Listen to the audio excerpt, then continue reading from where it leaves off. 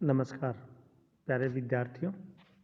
मैं तेजकरण चौहान, सह आचार्य इतिहास। आज इस व्याख्यान में हम बीए पार्ट सेकंड के प्रथम पेपर मध्यकालीन भारत का इतिहास के एक महत्वपूर्ण विषय मुगल साम्राज्य की पुनः स्थापना हुमायूं के संदर्भ में, हुमायूं के द्वारा मुगल साम्राज्य की पुनः स्थापना करना और उसके द्वारा की गई अनेक भूलों और हुमायूं की कठिनाइयाँ और उसकी असफलता के कारणों के बारे में जानकारी प्राप्त करेंगे। जैसा कि हम सभी जानते हैं, मुगल साम्राज्य की स्थापना भारत में 1526 में जहीरुद्दीन मोहम्मद बाबर के द्वारा की गई। बाबर ने 1526 में दिल्ली सल्तनत के लोदी शासक इब्राहिम लोदी को हराकर भारत में मुगल राजवंश की नींव डाली, परंतु बाबर की मात्र 4 वर्ष में ही मृत्यु हो जाने के बाद मुगल साम्राज्य की गद्दी पर उसका बड़ा पुत्र हुमायूं गद्दी पर बैठा। लेकिन हुमायूं के बारे में जब हम बात करते हैं तो हम देखते हैं कि हुमायूं एक अत्यंत भावुक और आलसी व्यक्ति था, जिसने अपने विरासत में प्राप्त राज्य को अपनी भूलों की वजह से खो दिया। उसके बारे में एक प्रसिद्ध विद्वान लैनपुल लिखते हैं कि हुमायूं जीवन भर लड़खड़ाता रहा और लड़खड़ाते हुए ही इस जीवन से कूच कर गया। यद्यपि हुमायूं शब्द जो है, उस शब्द का अर्थ होता है भाग्यशाली, और इस संदर्भ में हम आसानी से यह मान सकते हैं कि हुमायूं वास्तव में भाग्यशाली था। मध्य युग के उस पराक्रम के दौर में हुमायूं के हाथों से सत्ता निकली और पुनः 15 वर्ष के अंतराल के बाद हुमायूं को पुनः भारत की सत्ता प्राप्त हुई। 15 वर्ष तक हुमायूं भारत और भारत से बाहर भगोड़ों की तरह जीवन व्यतीत करता रहा। 1555 में वह पुनः भारतवर्ष की तरफ लौटा और शेर शाह सूरी के उत्तराधिकारियों इब्राहिम सूर, सिकंदर सूर इत्यादि को हराकर पुनः दिल्ली की गद्दी पर बैठा। हुमायूं का जन्म काबुल के किले में 6 मार्च 1508 ईस्वी को हुआ था। उसकी माता का नाम महम बेगम था, जो बाबर की सर्वाधिक प्रिय पत्नी थी। हुमायूं की प्रारंभिक दीक्षा के बारे में खास जानकारी हमें प्राप्त नहीं होती है, लेकिन उसके 2 शिक्षक मौलाना इलियास और मौलाना मसहुद्दीन रुहुल्लाह के बारे में जानकारी मिलती है। हुमायूं अनेक भाषाओं का जानकार था और गणित, दर्शन शास्त्र और ज्योतिष में उसकी रुचि थी। बाबर के संघर्षमय जीवन ने उसे सैनिक शिक्षा में पारंगत बना दिया। पानीपत के युद्ध के पूर्व बाबर ने उसे अफगानों के एक दल का सामना करने हेतु भेजा। तब उसने हिसार फिरोजा की जागीर पर अधिकार किया था, जिसे बाद में बाबर ने यह जिला हुमायूं को ही दे दिया था। हुमायूं ने पानीपत और खानवा के युद्धों में भी भाग लिया। तत्पश्चात बाबर ने अपनी मृत्यु से पूर्व ही बाबर को अपना उत्तराधिकारी मनोनीत कर दिया था। बाबर की मृत्यु के 4 दिन बाद 30 दिसंबर 1530 को वह गद्दी पर बैठा।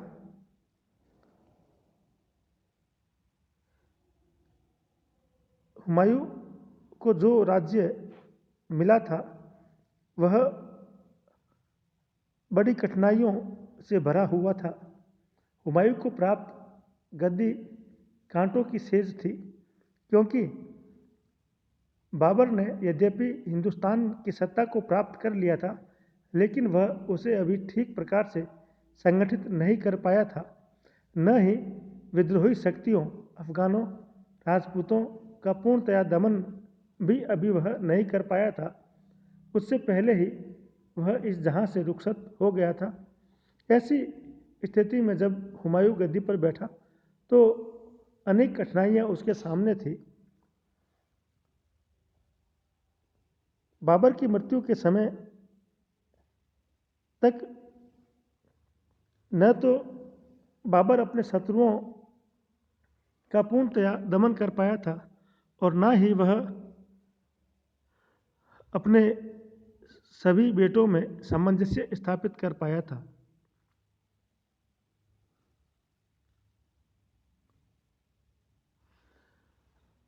हुमायूं की आंतरिक कठिनाइयों के अंतर्गत सबसे पहली कठिनाई थी मुगल साम्राज्य की विशालता। हुमायूं को उत्तराधिकार में जो राज्य मिला वह अत्यंत विशाल था, जिसमें मध्य एशिया के बल्ख, कंदुज और बदख्शां के प्रांत भी सम्मिलित थे। इस साम्राज्य की दुर्बलता यह थी कि इसे कोई सुदृढ़ आधार प्राप्त नहीं था, क्योंकि बाबर अपने अल्पकालीन शासन में इसे सुसंगठित नहीं कर पाया था और उसका साम्राज्य पूर्णतया सैनिक शक्ति पर टिका हुआ था और शांति काल में इसे बनाए रखना एक अत्यंत कठिन चुनौती था। अनेक दूरस्थ प्रांतों में मुगल शासन केवल नाम मात्र का था। इसके साथ साथ मुगल सेना में अफगान, ईरानी, भारतीय, उज़्बेक आदि जातियों के लोग भी सम्मिलित थे, जिनके मन में बाबर के प्रति श्रद्धा तो थी, लेकिन हुमायूं के प्रति वो आश्वस्त नहीं थे। ऐसी स्थिति में इस विशाल साम्राज्य को बनाए रखने में सेना से पूर्ण सहयोग प्राप्त करना अत्यंत कठिन कार्य था। दूसरी बड़ी कठिनाई था राजकोष का रिक्त होना। बाबर की खर्चीली और उदार नीति ने राजकोष को रिक्त कर दिया था। इसके साथ साथ बाबर ने अपने संघर्ष में जीवन के कारण वह धन का संचय भी नहीं कर पाया था, जिस कारण बाबर को अपने उच्च अधिकारियों पर 30% कर लगाना पड़ा। जब हुमायूं गद्दी पर बैठा तब विरासत में प्राप्त राजकोष जो उसे प्राप्त हुआ वह लगभग रिक्त था, जिससे उसकी कठिनाइयां बढ़ गई और ऐसी अवस्था में रिक्त राजकोष के चलते सेना और सैनिकों पर नियंत्रण कर पाना अत्यंत कठिन कार्य था और हुमायूं की कठिनाइयां बढ़ाने में उसकी आर्थिक स्थिति ने भी एक बड़ी भूमिका निभाई। इसके साथ साथ हुमायूं के भाई, 3 भाई हुमायूं के थे। पहला कामरान, दूसरा अस्करी और तीसरा हिंदाल। बाबर ने अपनी मृत्यु से पहले हुमायूं को सलाह दी थी कि वह ऐसा कोई कार्य न करे जिससे उसके भाइयों को कष्ट हो। बाबर ने हुमायूं को अपने भाइयों में साम्राज्य विभाजन की बात भी कही थी। अतः हुमायूं ने अपने भाइयों के प्रति सदैव उदार नीति अपनाई। इसके प्रत्युत्तर में हुमायूं को उसके भाइयों से अधिक सहयोग नहीं मिला और अधिकांश उसके भाइयों ने उसके लिए कठिनाइयां ही पैदा की। उसके भाइयों ने सदैव उसके प्रति विरोधी आचरण अपनाया। उसके अतिरिक्त हुमायूं के तीनों भाई अल्पवयस्क थे, इसीलिए महत्वाकांक्षी अमीर वर्ग अपनी महत्वाकांक्षा की तुष्टि के लिए उन तीनों भाइयों का उपयोग हुमायूं के विरुद्ध बड़ी सरलता के साथ कर रहे थे। उन्होंने इन चारों भाइयों में एक समझौता स्थापित करवाने का प्रयास नहीं किया, क्योंकि वो इनके माध्यम से अपने स्वार्थों को सिद्ध करना चाहते थे। चौथी बड़ी कठिनाई थी हुमायूं की असंगठित शासन व्यवस्था। बाबर अपने अल्पकालीन शासनकाल में चूंकि शासन व्यवस्था स्थापित नहीं कर पाया था, अतः हुमायूं को विरासत में एक असंगठित विशाल राज्य प्राप्त हुआ। प्रांतों का प्रबंध अत्यंत ढीला था और सैनिक जागीरों की व्यवस्था से बड़े बड़े सरदार शक्तिशाली हो गए थे। ये शक्तिशाली सरदार हुमायूं के आदेश अनुसार चलने को तैयार नहीं थे, क्योंकि वे हुमायूं को निर्बल और अस्थिर चित्त का व्यक्ति मानते थे। बाबर ने एक शासक के रूप में अपनी प्रजा का पूरा ध्यान भी नहीं रखा था, अतः प्रजा अभी तक मुगलों को विदेशी आक्रांता के रूप में देख रही थी। ऐसी कठिन स्थिति में हुमायूं अपनी प्रजा के सहयोग से भी पूर्णतः वंचित हो गया था। इस प्रकार हुमायूं को न तो अपने भाइयों से सहयोग मिला, न सरदारों से मिला और न ही अपनी प्रजा से प्राप्त हुआ।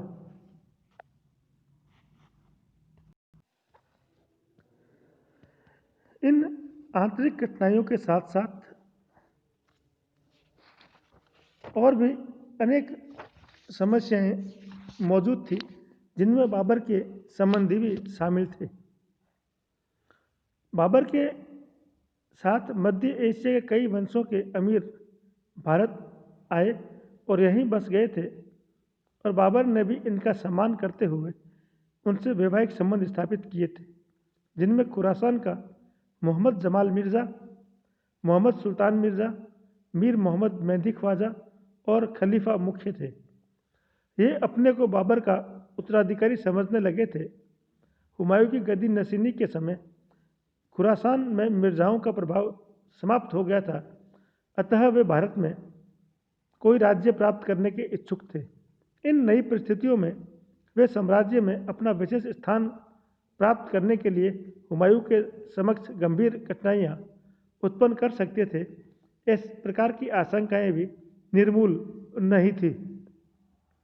इनके साथ साथ हुमायूं के लिए अनेक बाह्य कठिनाइयाँ भी भारतवर्ष में मौजूद थी, जो बाबर अनसुलझा छोड़ गया था।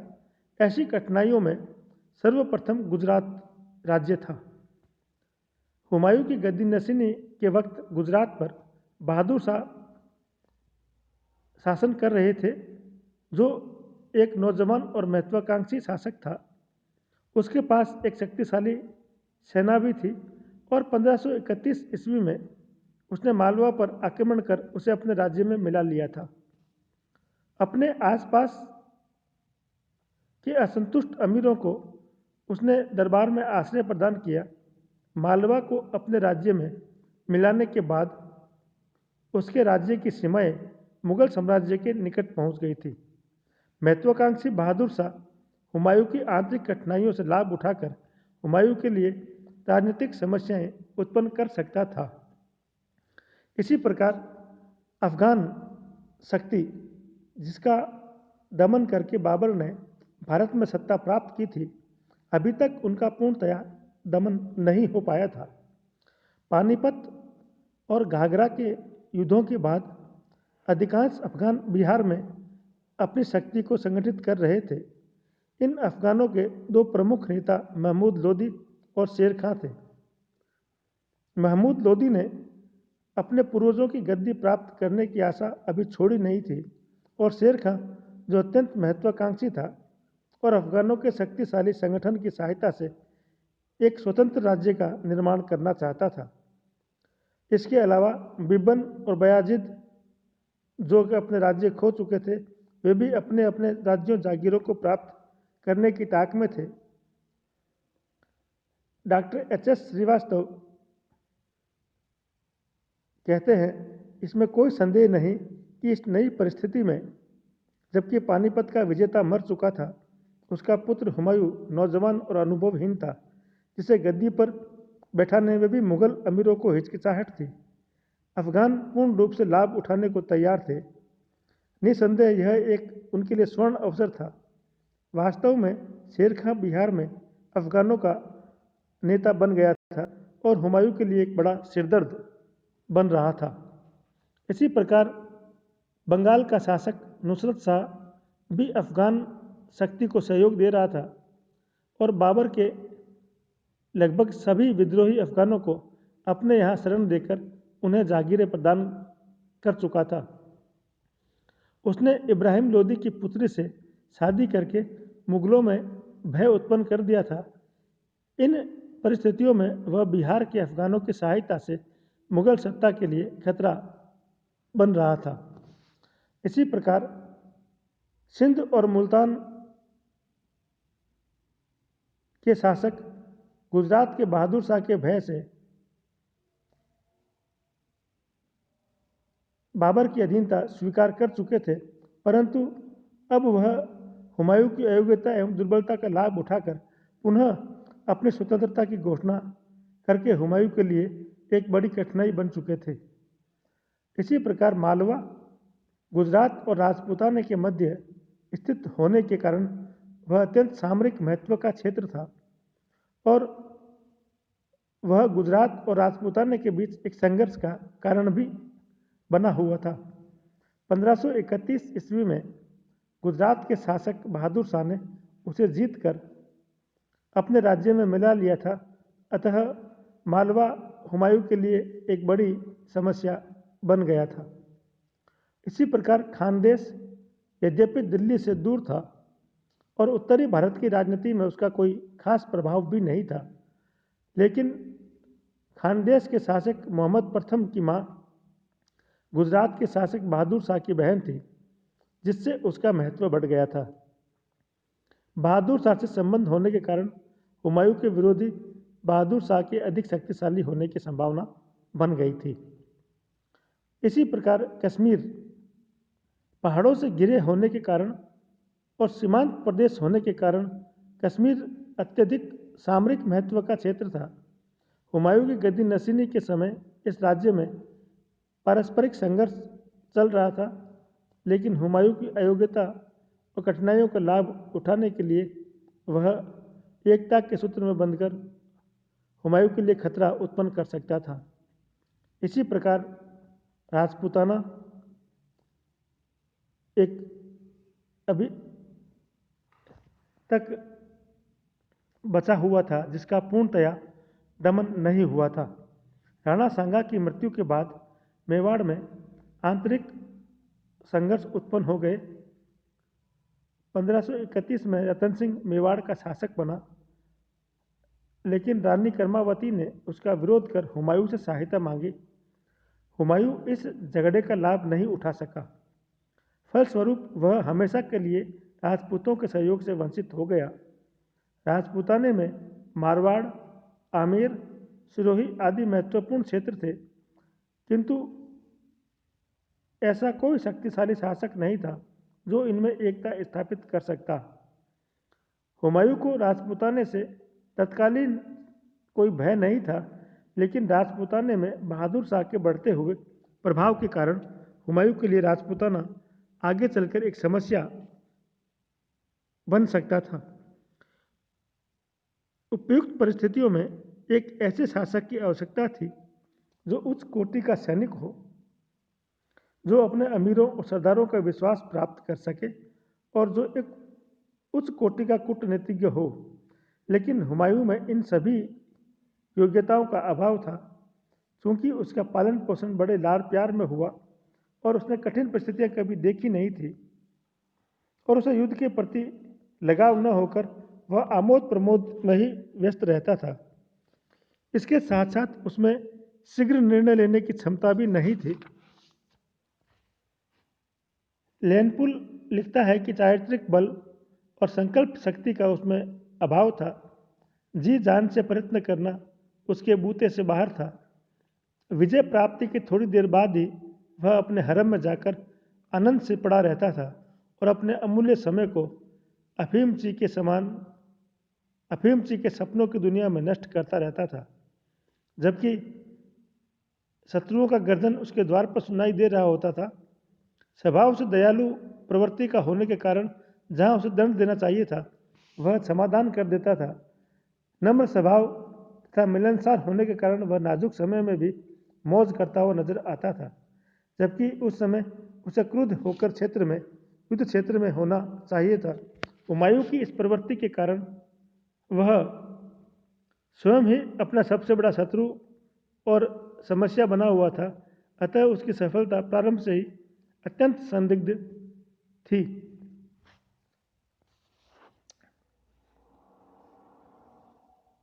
इसके आगे वाले व्याख्यान में हम हुमायूं की भूलें और उसकी असफलता के कारणों पर चर्चा करेंगे। धन्यवाद। जय हिंद, जय भारत।